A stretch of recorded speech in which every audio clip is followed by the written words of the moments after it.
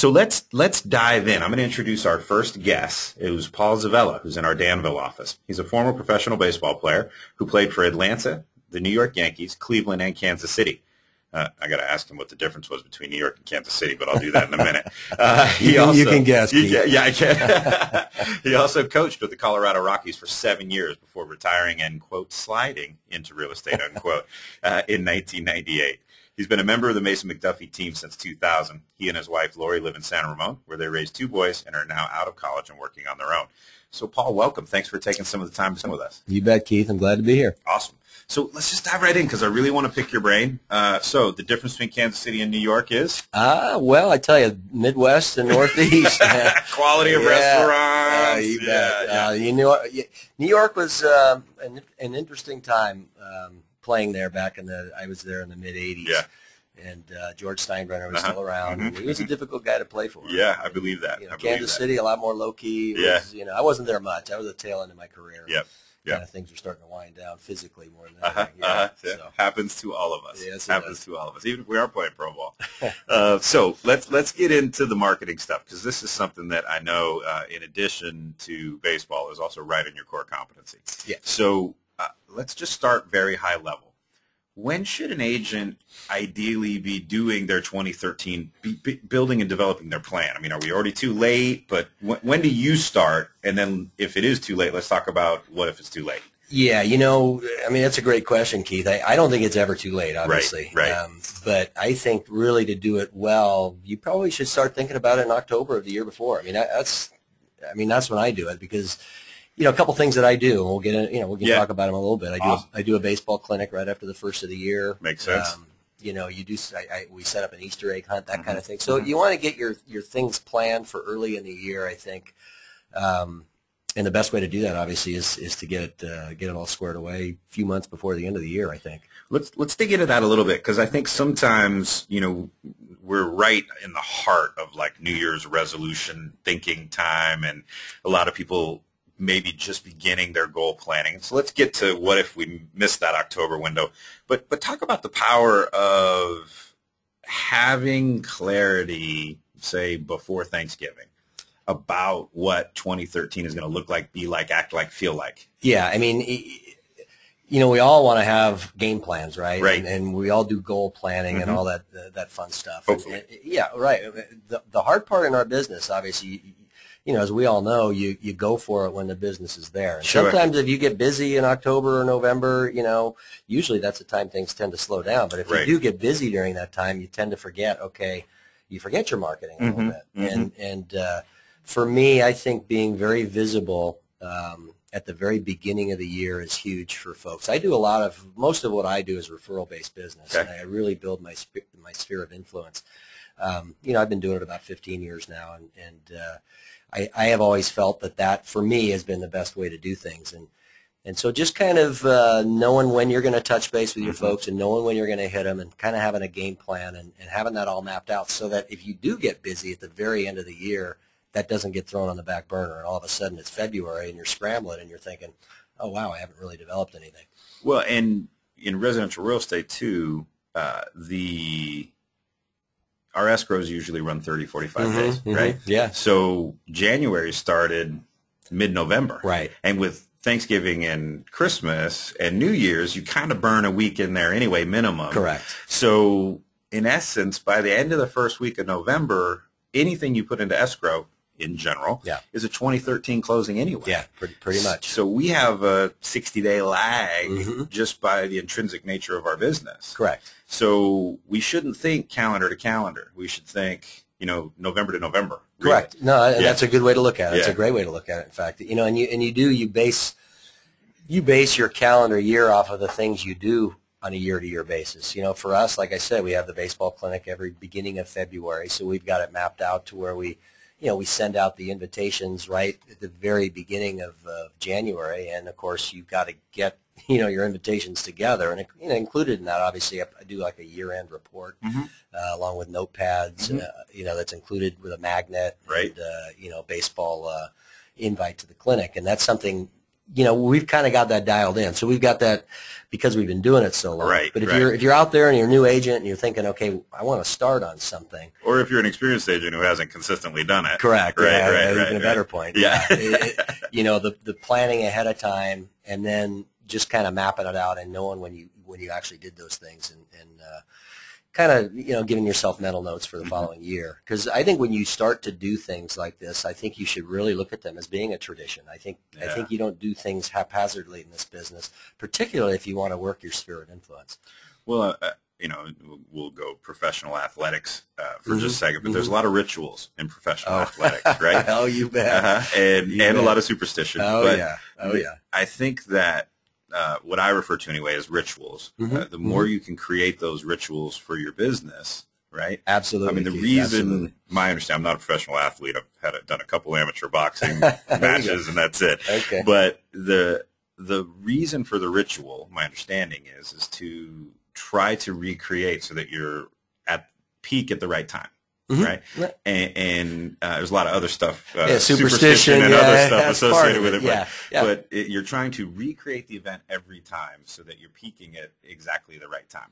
No, you're right. And business should have its rituals as well, so that we can know when we're going to peak, when we're going to take a vacation, all of those, the sort of ebb and flow of our business. Correct. The rituals can create those habits. Correct. Yeah. And at the same time, I mean, we want to do that. Obviously, you want to create those rituals, and you want to. It's a mindset. And it gives you comfort when you go through those rituals. And okay, it's Thanksgiving time, and we're sending out our holiday cards. It kind of I've got that part done, and I'm thanking the clients I have. Yeah. And like in baseball, when I used to manage, I'd go out and make changes with a pitcher or whatever, or go out to talk to my pitcher, and I would never step on the chalk or the dirt. Okay, got it. So I'd always kind of hop that piece. when I'd run out there, I'd kind of when I was playing, I'd run out there and I'd jump over the whole dirt part. I was a shortstop, so I ran out to the position. People probably thought I was nuts,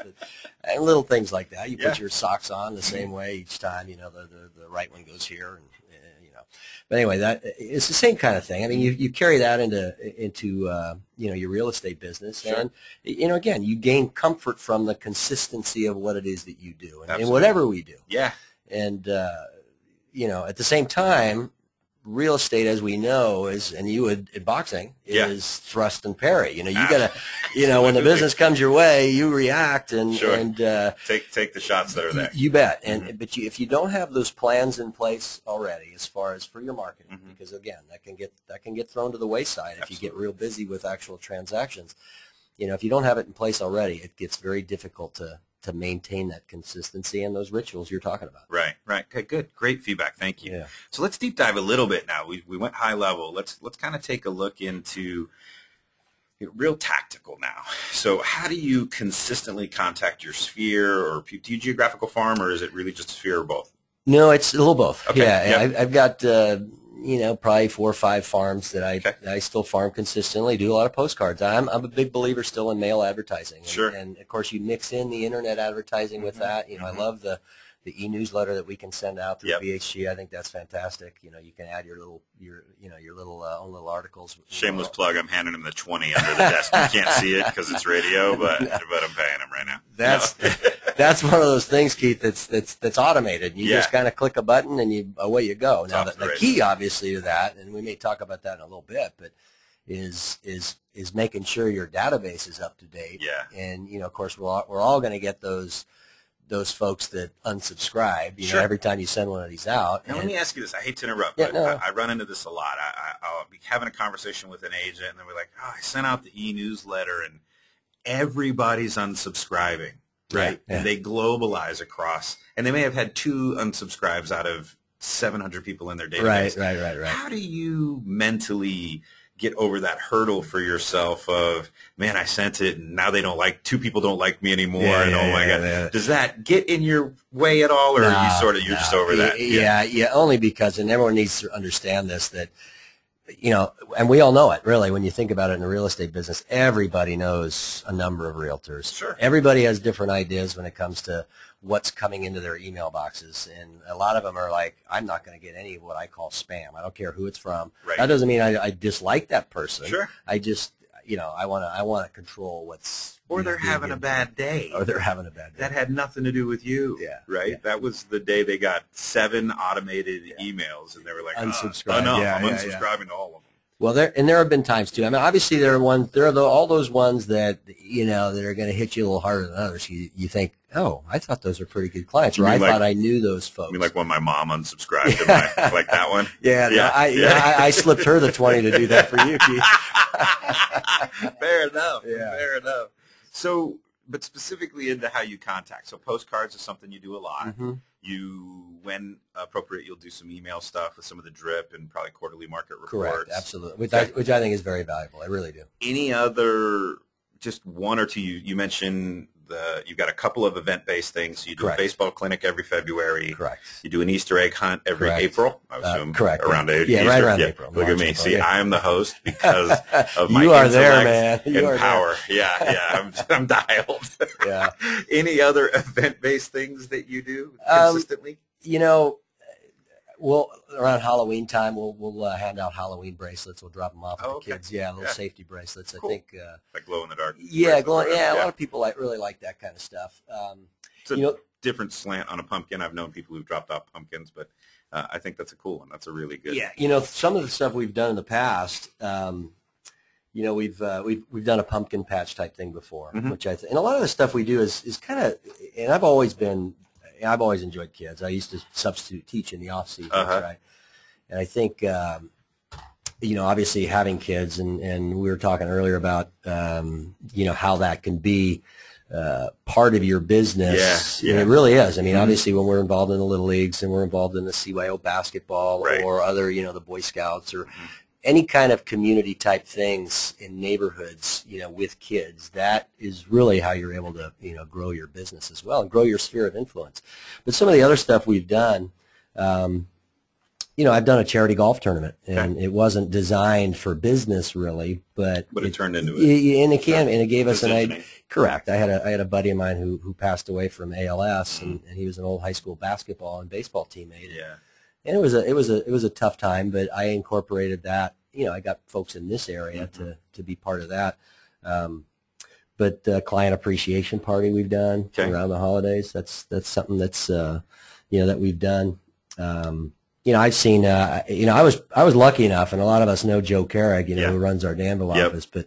I was lucky enough to work with him for about a year on his team when I first got into real estate. I've known Joe for 30 years. I mean, we're really good friends. But he used to rent a theater as part of our client appreciation. Yeah, and some of the stuff I'm sure you guys have already heard. But even an A's or a Giants game, things like that. So there's a lot of different things you can do as far as events. But again, being part of the community, I think, is huge in our business. It really is. And for me, I've been lucky because I can segue that baseball experience and do some things that maybe other people couldn't offer, as far as a baseball clinic. Well, that's something I want to get into. Maybe we'll do it in a little bit because I want to make sure we get through the questions. But it sounds like you do a good job of marrying your passions and your business. Good way to put it. So that great way to put it. It makes going to work, quote unquote. If you're doing a baseball clinic, for you that probably feeds your soul, and you would do it anyway. Yeah, exactly. But at least if you can marry that to your business in some way, it makes going to work a little easier. Absolutely. Find something you're really passionate about, whatever that may be, or something that you're good at, and you really feel strongly about. I don't know how I'd market a boxing clinic. But well, you live to tell about it. That's a good thing, right? That's true. Yeah, but I've talked with. I remember having my old high school basketball coach. His son was actually doing some real estate up here, and he was picking my brain about different things. And he had been a big basketball background. He decided, I'm going to try starting to do some basketball clinics, that kind of thing. Right. And it doesn't have to be sports oriented. Obviously, there's a lot of different things we can do. If you like cooking, do some recipe type things. I mean, that's really not in my wheelhouse. You're into scrapbooking, dude. Yeah. That's not my wheelhouse. But, I hope not. No, whatever. To each their own. No judgment. There you go. But not me. Right. Yeah. But okay, cool. So anchoring into your passions. What I really hear you saying is you have a couple of events, maybe 2 to 3, that are definite, like that's going to happen. Correct. And then you know that there's going to be other sort of opportunistic things, or, man, I think this year I want to try blank, and you'll sprinkle those in. Right. So it sounds like you're doing somewhere between 4 to 6, what I would deem client appreciation event type things. Sure. Another one that I didn't mention, which I think is a really neat idea, is in your neighborhood, and this is something we do every year, and I get a lot of help from my wife who works with me and does a lot of our marketing. We do a home tour every year in our neighborhood. So we put this together, and that's a cool idea. You basically get maybe 5 or 6 other neighbors who have done some updating to their home, and on a given day in the spring, usually is when we do it. You have everybody in the neighborhood that can go from one home to the next, sort of see how what they people tweak the model, or what they did different with the floor plan, or and then you provide a list of contractors of the folks that have done those. That's a great one. Obviously that works. You think, on a short-term basis, that works against what we're trying to do. You want to sell their houses, but obviously, you provide this kind of thing, and down the road when they sell their house, it's number A, it's going to be worth more, and B, they're going to appreciate the heck out of you for allowing them to go through 3 or 4 years earlier to see other people's homes and what they've done. And you're really tapping into that, voyeuristic nature of residential real estate, right? People are always curious what the inside of their neighbor's house looks like for some reason. You bet. Yeah.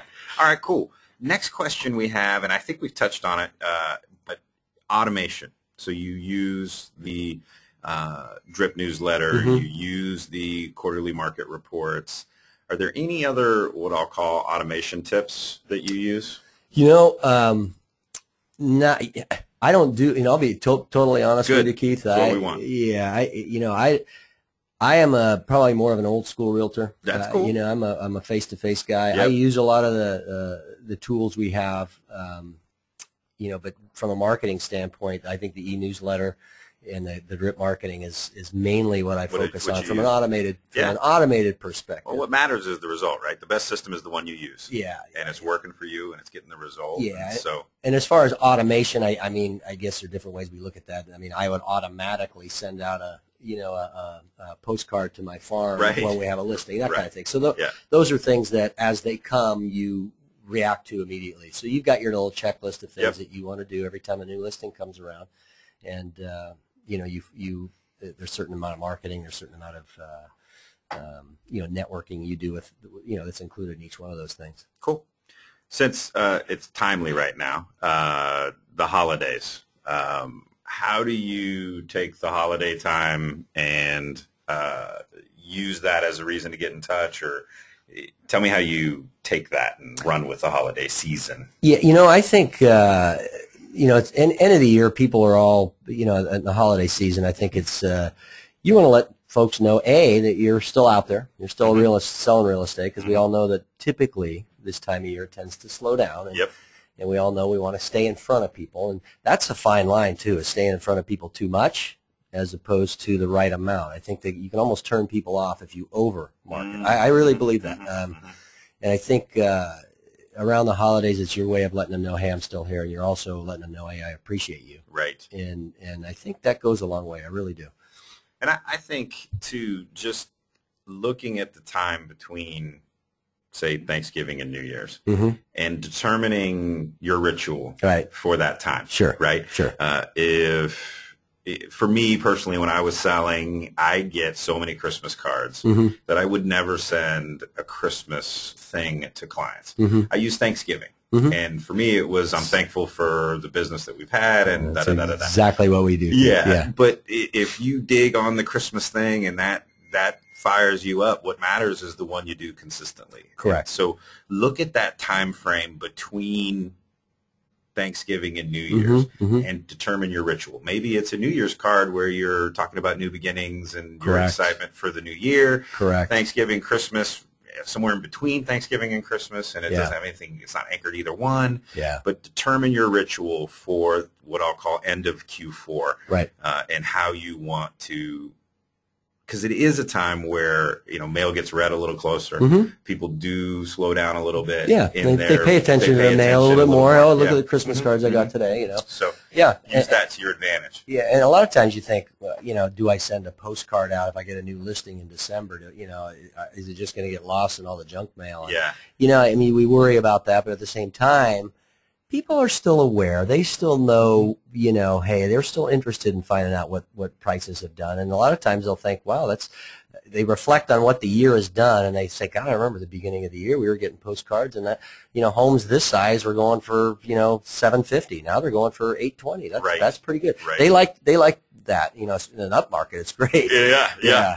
But touching upon what you were saying, Keith, that we send out a kind of a happy holiday card, a thank you card, an appreciation card around Thanksgiving, giving thanks to our clients. Our not our complete database, but usually just the clients that we've had. And that, I've been lucky enough to sell a lot of houses over the last 15 years, so that list has grown. And then core nucleus, correct. The 100 or so that you send out, and in the right before Christmas, in fact, we're trying to figure out what time this week we can do it. We deliver poinsettias to people's doorsteps, and that's something we can do. And how many do you do that for? Is that for that same 100, or is that pull that down? That's pretty. No, it's 75. That's a good number, though. Yeah, it is, and a lot of work. And it is. It's a lot of driving around, and it's a lot of planning. Logistics. Exactly. You go from all the way up in Walnut Creek or Pleasant Hill all the way down into out to Livermore, see in Castro Valley, you come here. So we work that whole area, and that all becomes part of it. Maybe you end up, and one of the things we do too with the holiday card is we throw a little Starbucks card in there and say, hey, have a pumpkin spice latte with us, kind of thing. So again, that's when you've been established in the business and you feel like you've made a pretty good income for the year, and you can give back like that. For those that are just starting, you tone that down.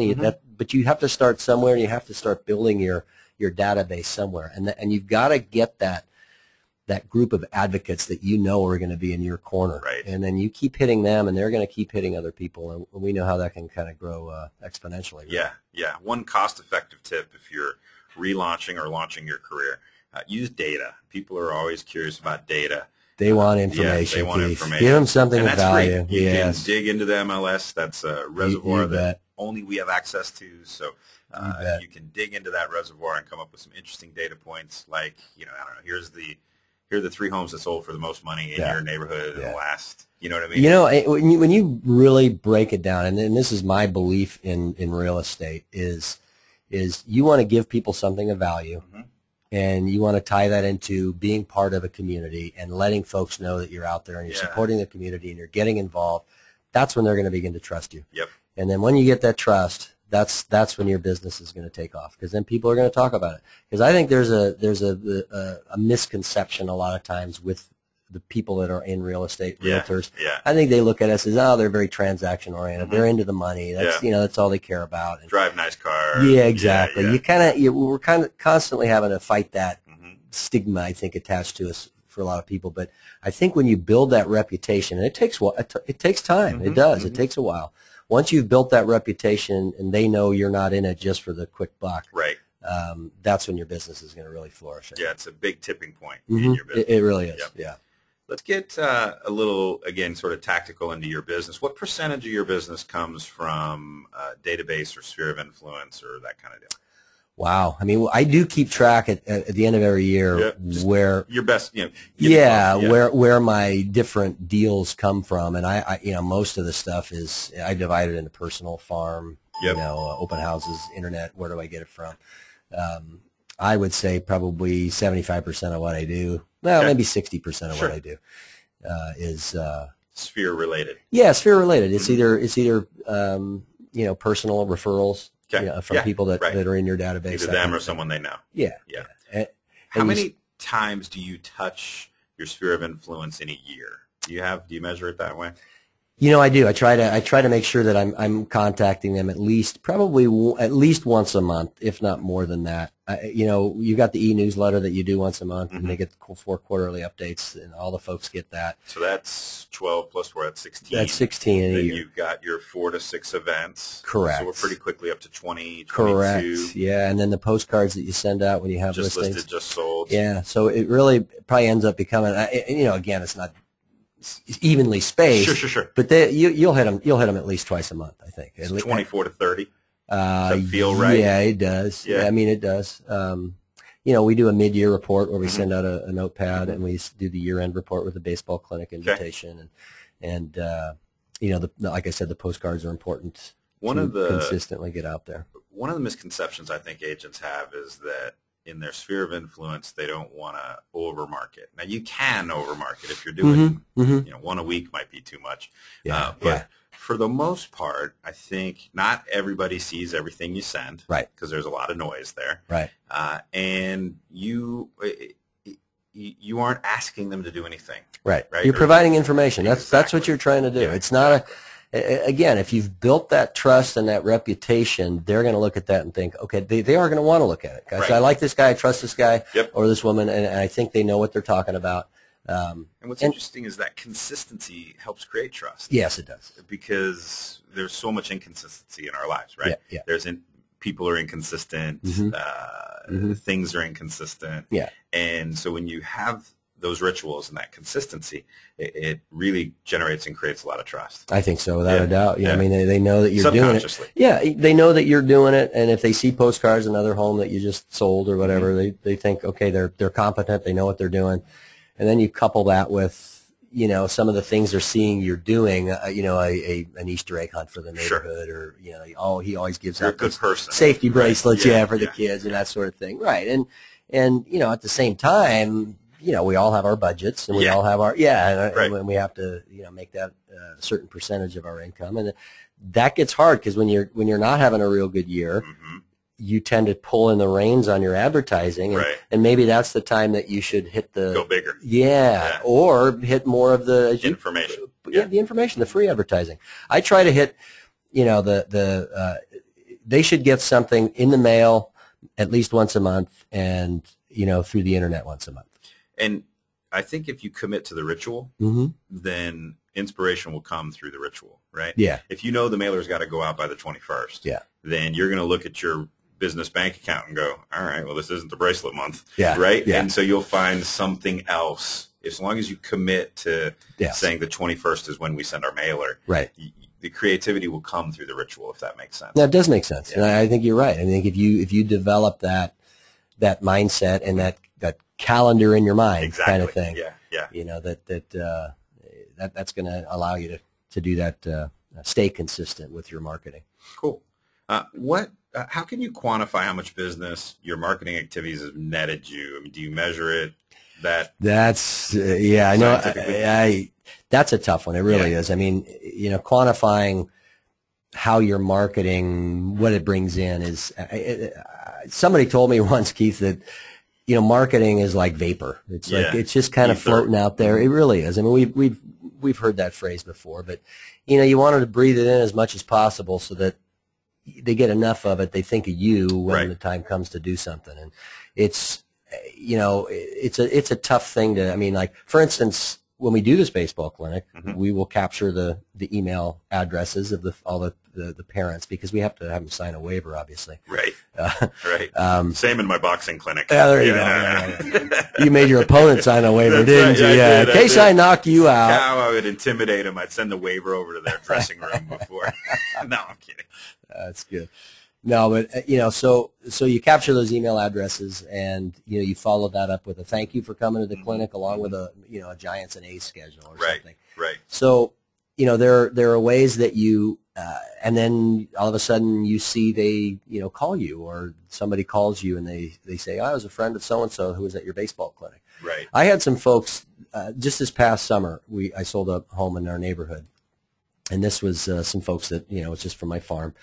And the buyers, who were represented by another agent, I met them, I think it was through the walkthrough or something, and they said to me, Oh, well, everyone knows Paul. You know, our friends are saying how they brought their kids to your clinic and everything, and I'm like, oh, boy, that's exactly what you're hoping for. Exactly. When other people's clients know that you're out there, yeah. you know, and so that kind of justifies what you do when you hear stuff like that. To me, it's mind share, right? When you have mind share with your database, you really see a spike in business, which is why my methodology is somewhere between 24 and 36 contacts per year to the sphere of influence. Okay. And I mean, National Association of Realtor Statistics, 76% of home sellers contact one real estate agent. Really? Yeah, 76%. Yeah. So that means every other agent that doesn't have mind share is fighting over that 24% that's left. Right. Well, why do 20% of the agents do 80% of the business? Right. Because 20% of the agents consistently and persistently mark to a database of a certain size. Right. And 76% of the time, they're the only ones interviewing for the honor to get to sell someone's home. Yeah. Right? Yeah. So you can either think that's fair or unfair. The market doesn't care. Right. And real estate doesn't care. Right. And neither does your sphere of influence mine. They don't care either. These are just human beings with busy lives who, when they say, honey, we got the job transfer, or they don't want to go talk to 2 or 3 different realtors. They really don't. Keith, they want to know there's one realtor out there they can trust, and hey, go handle this for me. And it's not just somebody that gets relocated or transferred. No. It's somebody that decides they want to move up. They don't want to be hassled with interviewing 3 or 4 different agents. Ultimately, a lot of folks do because they think that's their due diligence. They think they're supposed to do that. Yep. But obviously, our goal as realtors is to make them think there's nobody else you really need to talk to. Well, and 76% of the time they don't. Yeah. And what stinks about that, or the hard part about that, is there's no points for second place in residential real estate. Right. We don't split the commission amongst the top 3 agents. That's right. The one agent gets all the money. Yeah. And the rest of them get none of it. Right. And so the importance of having that mind share. I mean, there's a reason I've done trainings in front of hundreds and hundreds of people, and I'll say, name an athletic shoe, and everyone will say Nike. And I'll say, name a fast food restaurant. Everyone will say McDonald's. Right? Yeah, exactly. It comes right top of mind advertising, every time, right? Yeah. So take that same approach with a smaller segment of the couple hundred people, 200 to 500 people that are in your community, and make sure you own those people. Make sure you own their brain. Literally. Absolutely. Yeah. Absolutely. That they're not going to think of somebody else, even though they may know some other people. Your mind your name comes to mind first. Yep. Couldn't agree more. All right. You've given us some tips. And we've covered all these, but let's just kind of hit them real fast. Okay. Obviously, community event, that's something that you're big on. Yeah. Has worked really well for you. I think the one piece we might add is make sure your event anchors into your passion. Yep. If you've never tried to hit a curveball, don't do a baseball clinic. Because Paul does, right? Right. Okay. Stay consistent. I think we've nailed that point for sure. You bet. Let me find one maybe we didn't. Oh, this is good. How do you... it's one of the second to last bullet point. Consistently update and monitor your personal database to make sure you're connecting with the right people. Databases can sometimes become this unwieldy beast. They can. Right? They can. How do you, real tactically, how do you manage that? Right. You try to, number one, you stay on top. Obviously, if somebody that's in your database, all of a sudden you find that they have, are selling their house, you know to lose them from your database. Or you hear things through the grapevine or whatever. Yep. They're working with somebody else, blah, sure. blah, blah. But, which happens. Yeah, absolutely. A lot of times, obviously, with an e-newsletter, we talked about it, those please unsubscribe me kind of thing. Sure. And, you look at that and you think, and you write it down and you say, oh, I'll get around to getting them off my list. Whenever I send that e-newsletter out and I get that little blast of 3 or 4 or 5 or however many it is that want to unsubscribe, I go right into my database and I get rid of them. I say, okay, I'll take them out. That. Obviously they're unsubscribed anyway. Right. But you take them off of your, I still use ACT, that old database, and I get rid of them there. And it's really just, when you capture a few new emails. You have a great open house. You bet. Don't waste time. Don't sit around and think, well, I'll add them later. Right. Go down and, when you get back from the open house or the next morning, you've got your little list, add them, do it once a week. Yeah. Add them to your database, the new just emails. Collect the data, collect the cards. You bet. And it's incredible, and we all know it. It's incredible how many emails you pick up. Yeah, it's staggering. But you have to also differentiate between the ones that really truly are people that you think would want to get stuff from you, and ones that don't, because those are the ones that don't. They're immediately going to be the ones that 2 e-newsletters in are going to be unsubscribing from. Exactly. Yeah. So don't waste your time with that. Right. We've got, as a shameless sneak preview, we've got a tool that for open house that we're going to be rolling out in the next couple of weeks, maybe month, that is going to be a really awesome way to help gather data on people that are coming into open house. So we'll make sure you get a sneak peek at it. There you go. It's a very, very cool, non-threatening, consumer-centric, focused on data way to capture a lot of email addresses when you are at open house. So I agree with you. Again, somehow I never know what the theme will be, but there always ends up developing one with every guest. But I think the theme is really developing rituals, right? And develop that ritual of once a week, twice a week, whatever is appropriate, right after the open house, the Monday after the open house. Develop that ritual for you get this brace of data, and then what are you going to do with it, right? Because if you let it get too big, or if it's 3 weeks later, it's it's not appropriate anymore, and you won't get to it. Correct. Yeah. And it's hard to stay on top of things. I mean, let's face it. There's a lot of different facets to this business. There really is. I mean, we talked about vapor before. I mean, it's not just in marketing. I mean, there's all kinds of thoughts that run through your head all the time, and obviously qualifying things, being organized, obviously, and we've all heard the same things. Those are all huge parts of being a successful realtor. I think is being organized, is being out there, is knowing when to who to add to your database, who not to, when to market, when not to. And that comes from experience. It really does. But I think there's a lot of moving parts to this business, and trying to keep them all, as you put it, ritualized. I mean, you really do. You've got time when you're going to work your database. You're going to have time during the week where you're going to market. You're going to have time during the week where you're going to, well, that's the hard part, is when you have listings or you have escrows. I mean, that time kind of fluctuates. Can evaporate. Yeah, and that's a high-class problem. Yeah, and we'll all deal with that one at any time, right? I've got 32 open escrows. I just don't have time for my marketing. Yeah. It's totally okay. Get it. You can take the week off of marketing if you got 32 escrows. Exactly. Yeah. Paul, thank you so much for your time. Really appreciate you coming to the studio and just opening up your calendar to share with the team. Again, the two big ahas I've got from our conversation is, number one, consistent is sexy, and inconsistent isn't sexy. No, right? Not in this business. You have to be consistent to get that mind share, and to do that through rituals is a really interesting way to build and create the habit.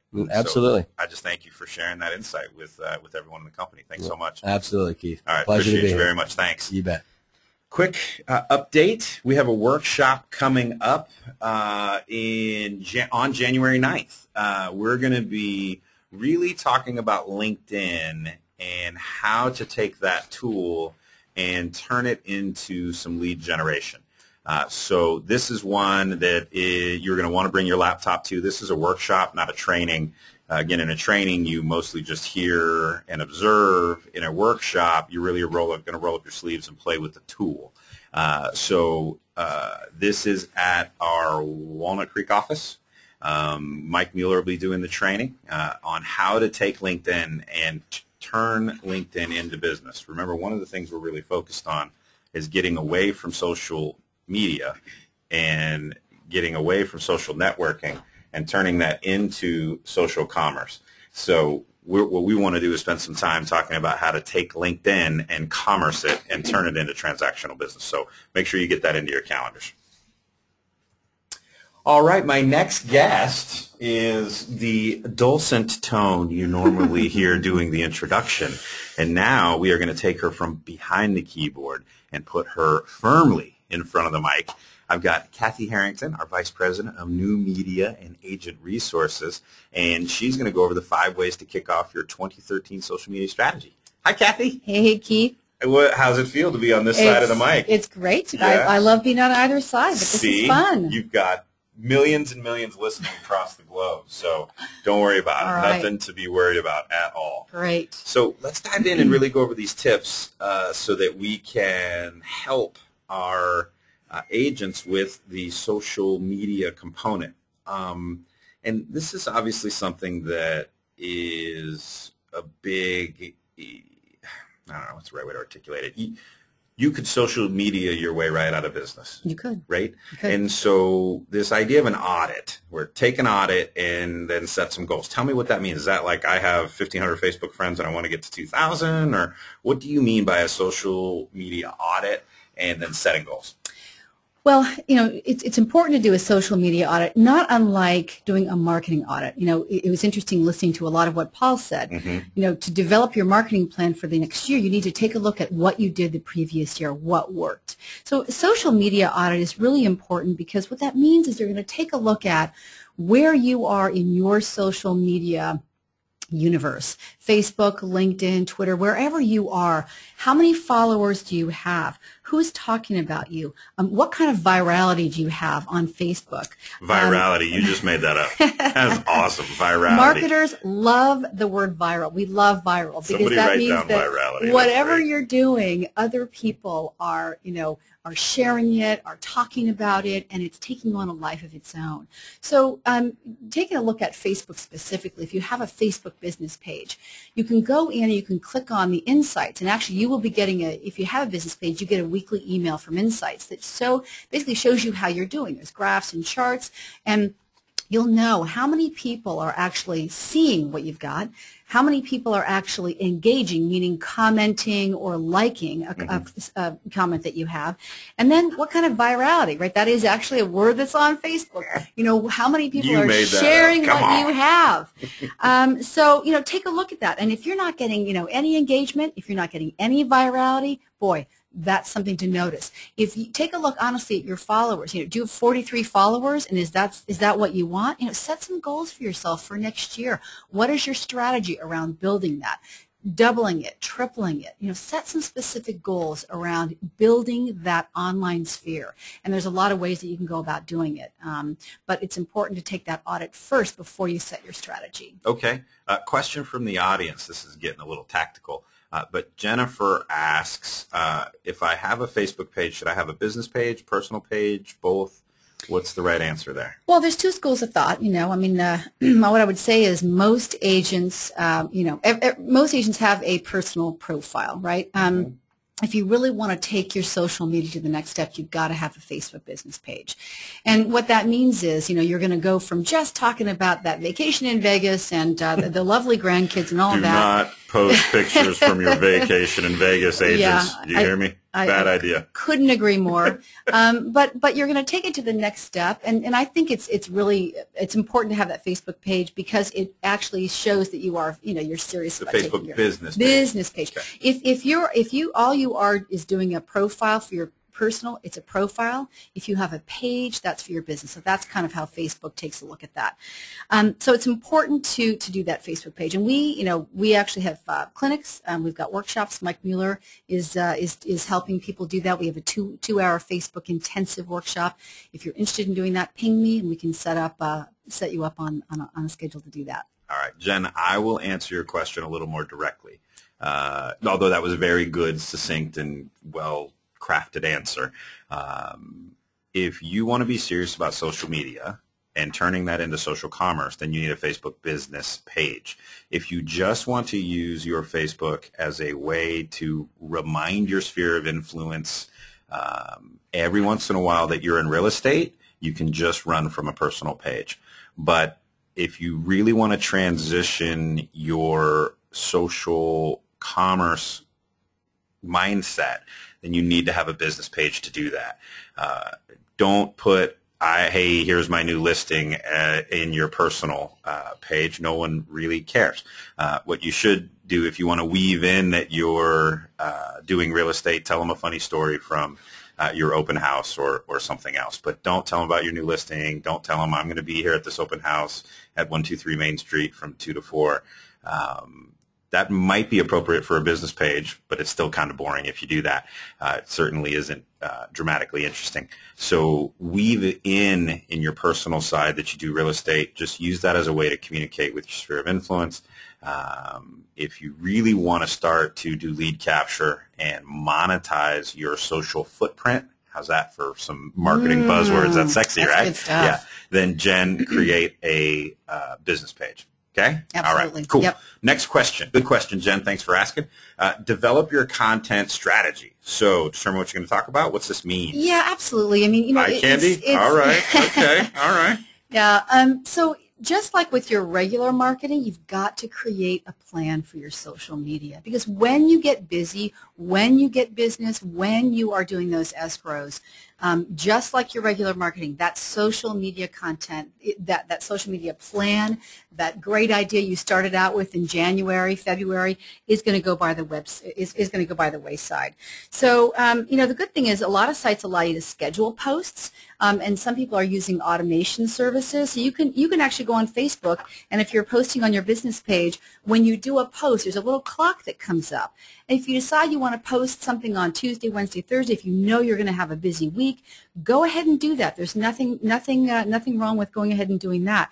But it's really important in your strategy to have a kind of a mix of posts that you're going to do.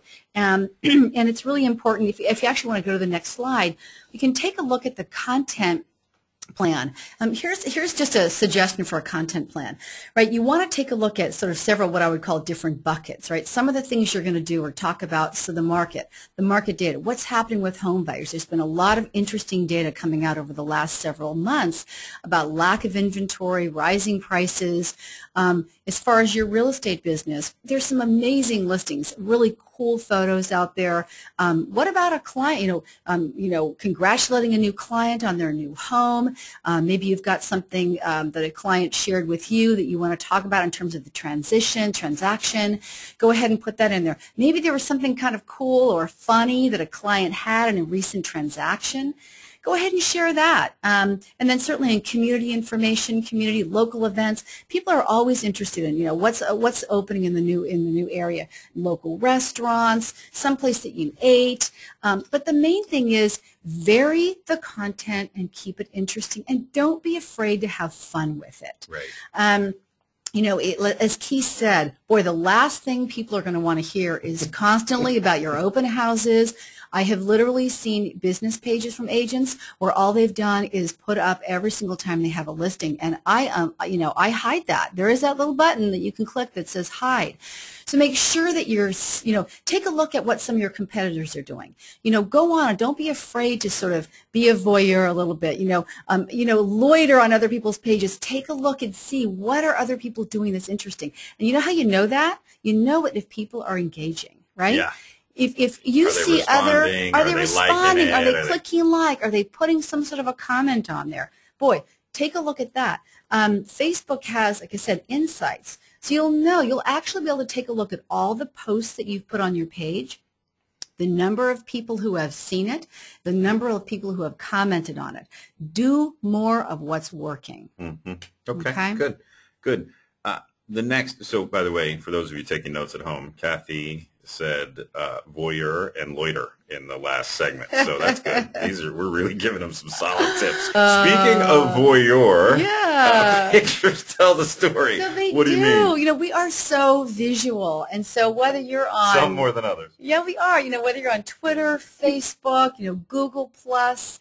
Just look at this. If you take a look at this Christmas tree down here, this is a Four Seasons Christmas tree in Paris, and Sherry Chris put this on her Facebook page today.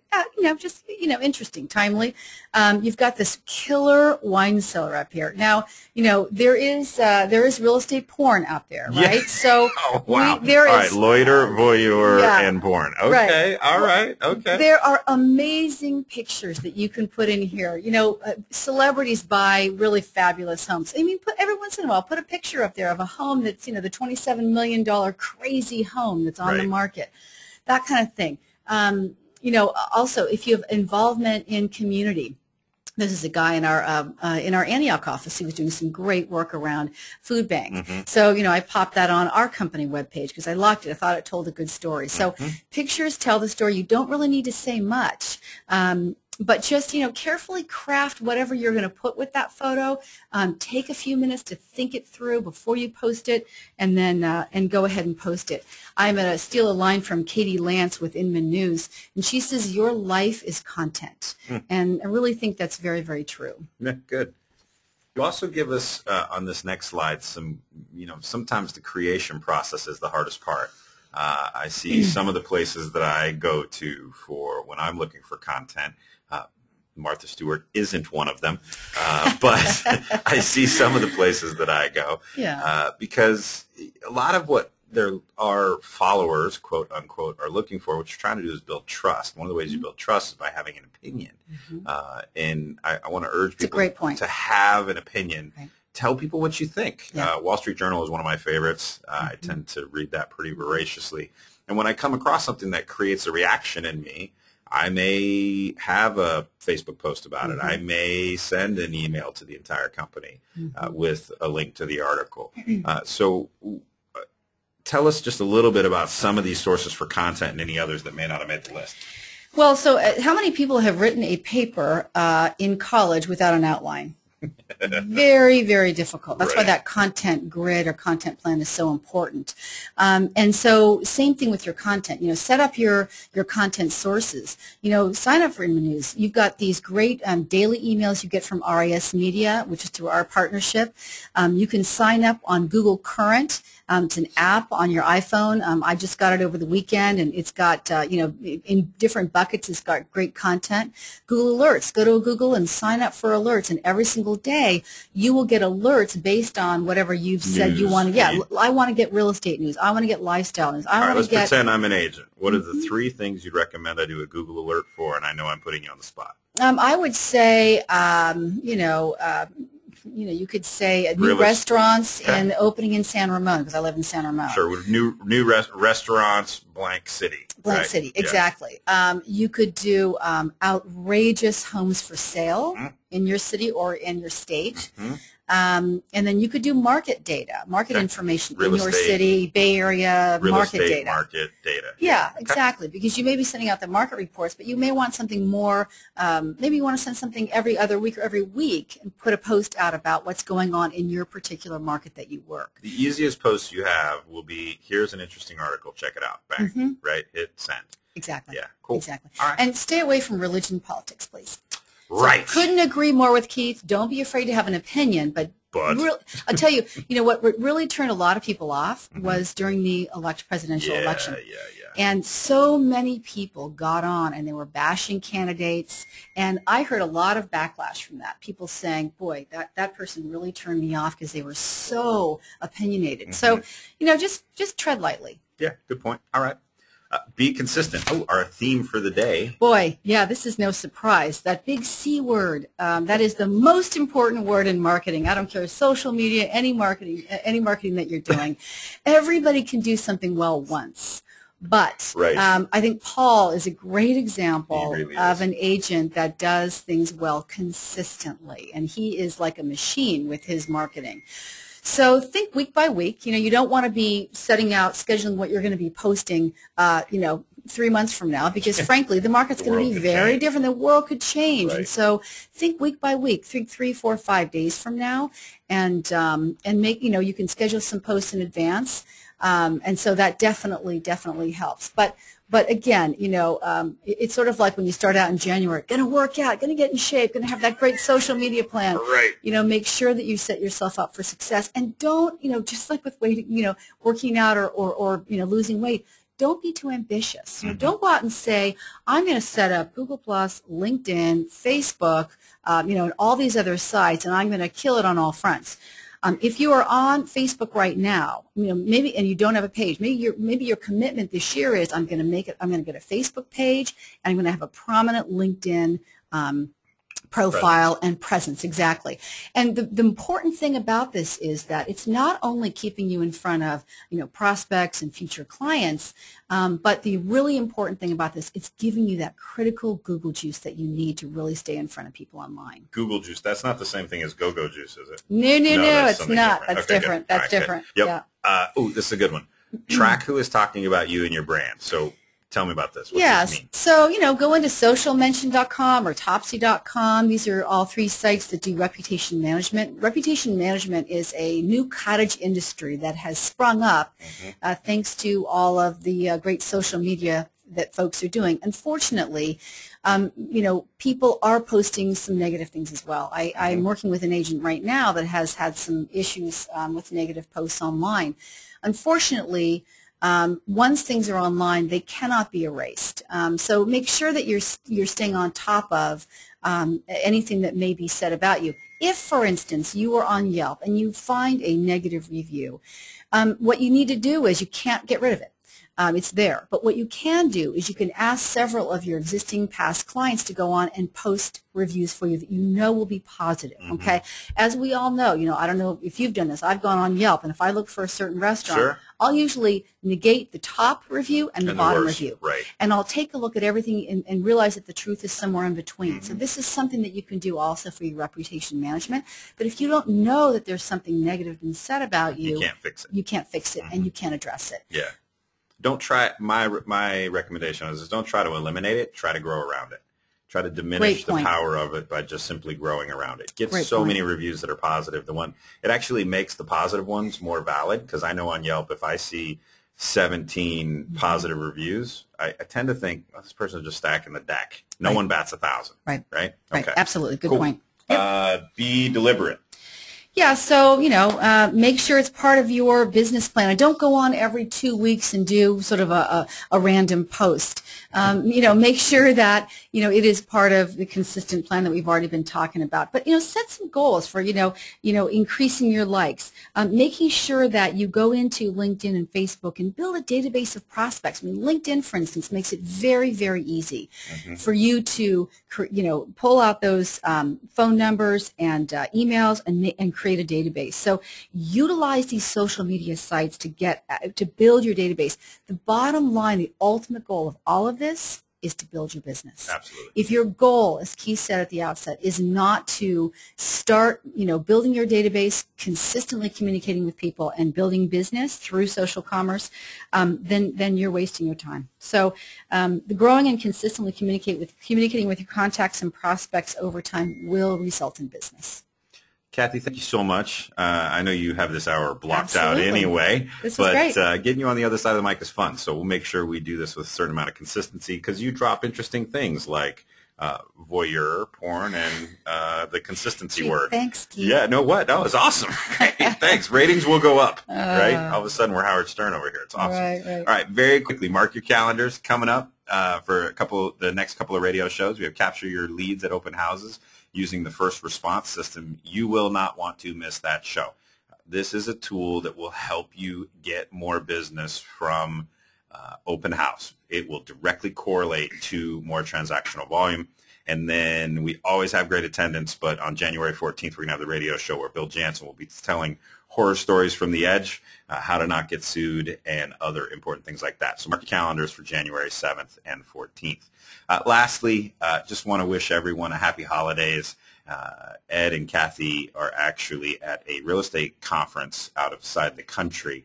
And so from them and the rest of us here at Home Base, we just want to wish all of you an amazing holiday season. Connect with the people in your life. Spend some time with your loved ones. Make sure that you are investing in those relationships because one of the great things about this business is freedom. One of the dangerous things about this business is freedom. And very often the people that are most close to us are the ones that get neglected. And make sure you're carving out some time to reconnect. And Cathy and Ed and all of us here at Home Base want to wish you a wonderful, wonderful holiday season. There will be no show next week because of Christmas. So you're welcome to tune in, but you won't hear anything. And then there won't be one the week of New Year's either. So, but we'll, of course, let you know when the next one is coming up. Have a wonderful holiday season, everyone, and we will talk to you in a couple of weeks.